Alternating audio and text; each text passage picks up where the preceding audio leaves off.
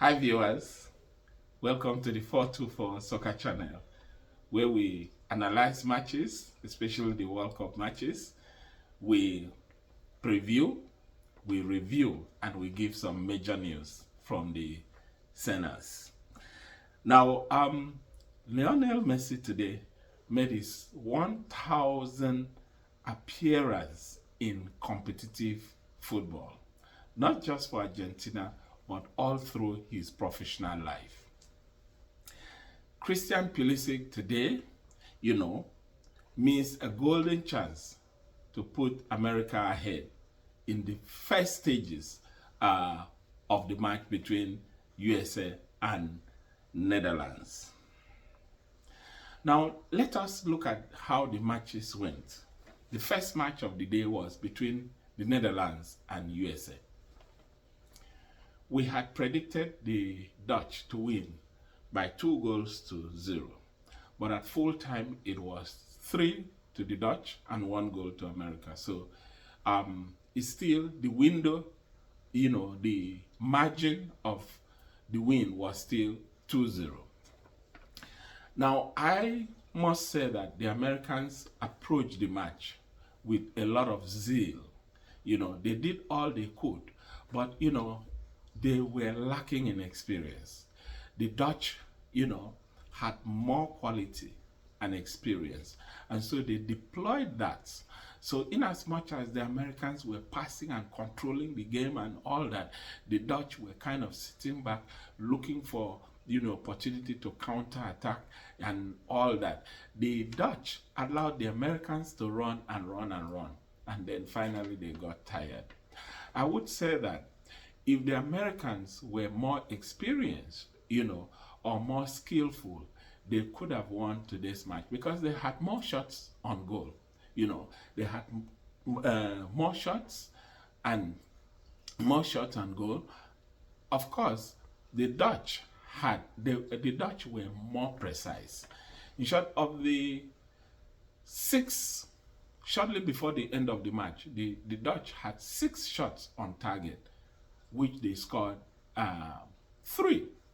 And I would also commend the Dutch right wing back, Dumfries. Dumfries has been one of the revelations of this World Cup. He assisted 2 goals and scored 1 by himself. I think the Americans will do well. They should not be ashamed of themselves. They will do well in the next World Cup, which will be hosted in the US, Canada, and Mexico. So kudos to the Dutch. They have advanced to the quarterfinals.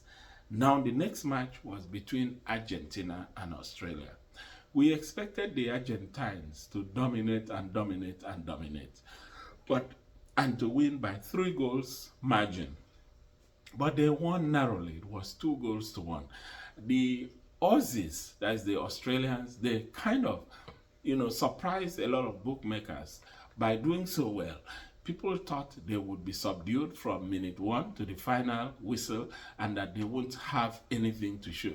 But towards the end, they could have equalized. They were lucky. The Argentines were lucky that their goalkeeper Martinez saved just almost the last kick of the match. So kudos to the Argentines. They have also qualified for the quarterfinals. Yes, our prediction came through exactly as we said, the teams that would advance to the next stage. Now let us look at match day 15, which is on December 4. Now, who are the teams playing? France will take on Poland. Now, and that will be around 10 a.m. Eastern Standard Time. France is ranked number 4 on FIFA scale. The same, while Poland is ranked number 26. So if you look at the ranking, easily give it to the French. And coming into this game, the French won their first match, won the second match, and lost the third. The Polish, They drew the first match, they won the second, and lost the third. Now, what was the goals? How do we rate the attack and defense? The French, before this stage, have scored 6 goals and conceded 3. The Poles have scored 2 and conceded 2. Now, if you look at it, you'll know that the Poles are not very potent in attack, and they have been a bit conservative because, honestly, their star player is Robert Lewandowski. And sometimes a tree cannot make a forest. But he has been the outstanding player. They play more as a team, although he's more of the outstanding player for the Poles. Now, for the French, there are gluts, of names that you can look out for. From the attack, you have Oliver Giroud, who plays for AC Milan. You have Kylian Mbappe, who plays for Paris Saint-Germain. You have Ousmane Dembele, who plays for FC Barcelona. You have, in the defense, you have Varane, who plays for Man United. You have Konate, who plays for Liverpool. And you also have Upamecano, who plays for Bayern Munich. The French have a solid defense. They also have classy midfield. 2 of their midfielders play for Real Madrid. And for you to play for Real Madrid, you must be a very good player. They have Camavinga and Tchouameni, those 2 play for Real Madrid. So France is star-studded. This game, the prediction is that France will carry the day tomorrow, December 4, by 2 goals to nothing. So France 2, Poland 0. Then at 2 p.m. Eastern Standard Time will be another match, and that is between England and Senegal. England is number 5 on FIFA ranking. Senegal is number 18 on FIFA ranking. Now, it's very interesting. Coming into before today, England won their first match, drew the second, and won the third match. So for Senegal, they lost the first game, quite unfortunately, because they outplayed the Dutch in the first game.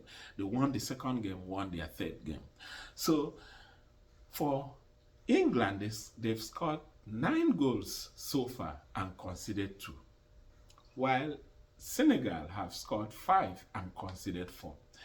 If you look at this scoreline, you may be flattered if you are supporting England.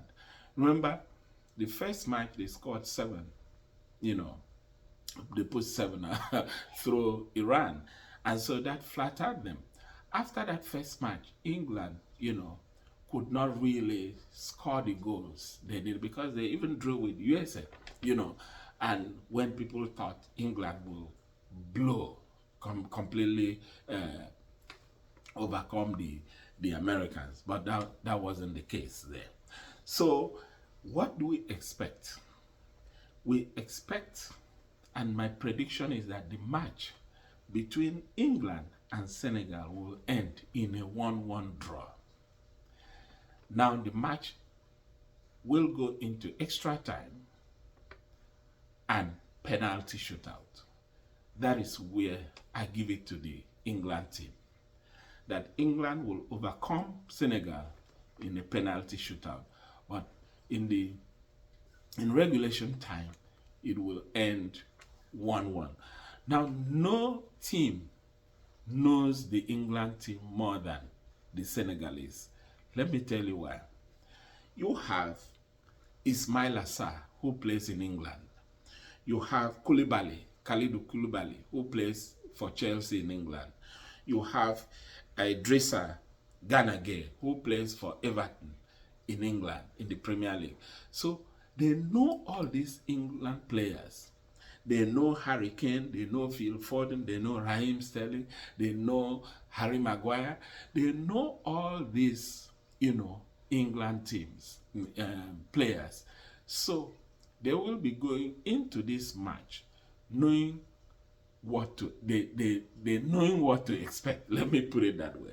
So it will be a very tight match between England and Senegal that will end in a draw, but England will carry the day during penalty shootout, except if the ghost of penalty shootout haunts England. You know, because I remember in the Euros when they lost to Italy, you know, they lost some of their players, you know, missed penalties, and it became a big deal. So let us see how it goes for match day 15 between England and Senegal. Now, guys, if you are yet to subscribe, please subscribe to the 424 Soccer channel. You know, click the notification and like the video, and of course, put down your comments. What do you expect? What do you think will be the scoreline between France and Poland, and between England and Senegal? Tomorrow we'll be here again after the matches to preview and then predict the next knockout matches. Thank you so much. Have a good evening. Bye-bye.